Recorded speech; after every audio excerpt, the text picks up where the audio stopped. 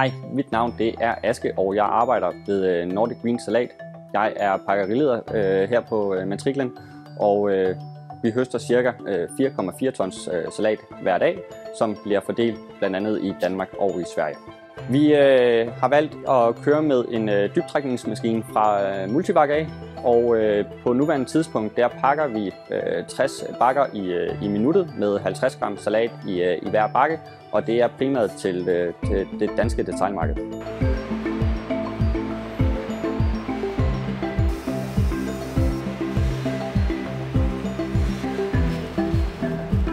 Når vi har høstet salaten af vores frames, som vi har i drivhuset, så bliver det sendt videre til Multivacen, som starter med at køre det op i vores store cockpit.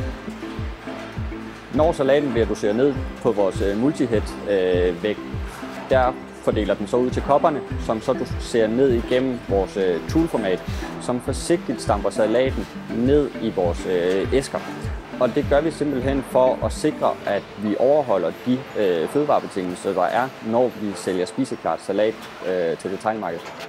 Når den rammer fordelingskopperne, så bliver det så yderligere doseret ned i nogle mindre plastæsker, som så får lagt en folie som en topforsegling på. Vi har så senere hen i forløbet en fordeling af de her æsker her, og så har vi en endline, hvor vi pakker alle æskerne til det danske detailmarked. Vi valgte at gå med Multivac som dybtrækningsmaskine, fordi vi netop skulle have kundespecificeret maskinen til de behov, som vi har i forhold til det produkt, som vi skal have ud på markedet. Vi har den fleksibilitet på vores Multivac-maskine, at vi har mulighed for at omstille til forskellige størrelsesformater, så vi har mulighed for at ramme forskellige segmenter på markedet.